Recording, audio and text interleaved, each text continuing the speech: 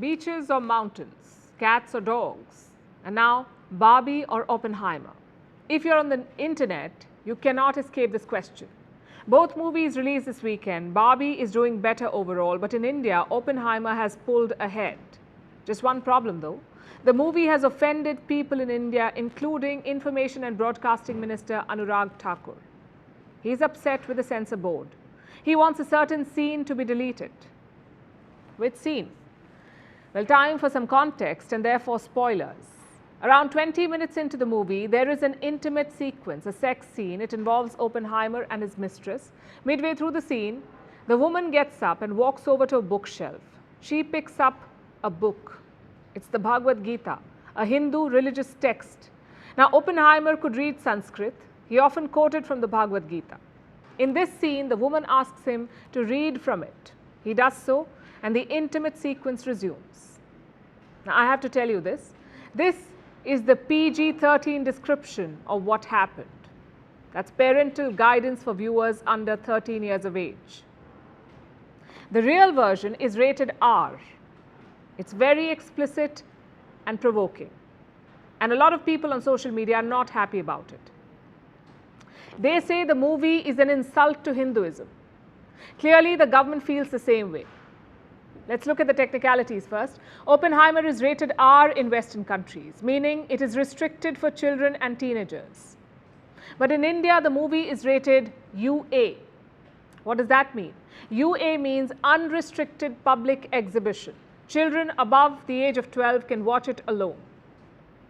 What explains this contrast in ratings? Well, the makers of the film made some cuts for India, some voluntary cuts. And thanks to those cuts, the movie got the UA rating, but the Bhagavad Gita scene stayed in. Clearly, the makers and the censor board thought it was fine. But does the audience agree? Well, this is where public opinion is divided. One section says, what is the big deal? It's just art, watch it and forget it, move on. Another section says, it's religion and faith. You cannot use art as an excuse to insult it. So which side is right?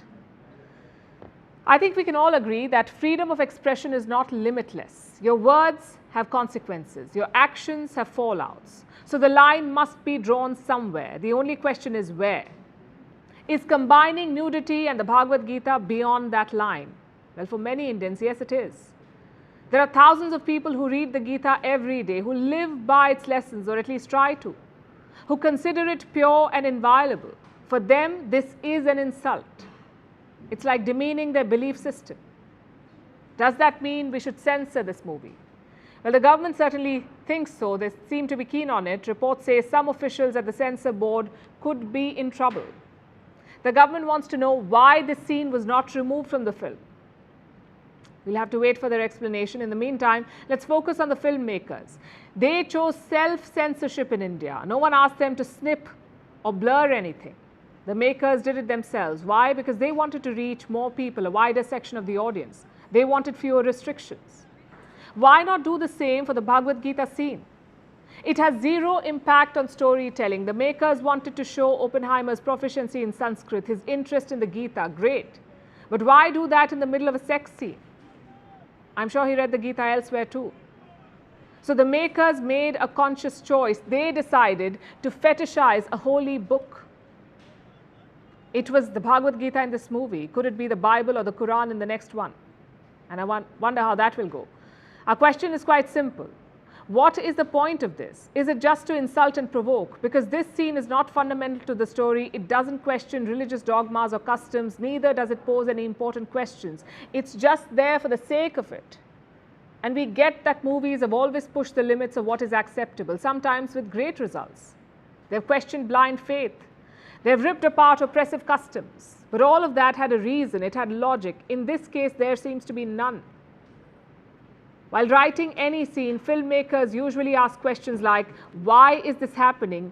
Why is the character doing what he or she is doing? In this case, the question seems to be, why not?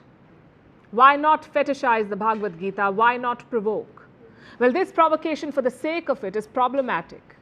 And it can be a slippery slope on matters of faith and insensitive societies. So what's the solution?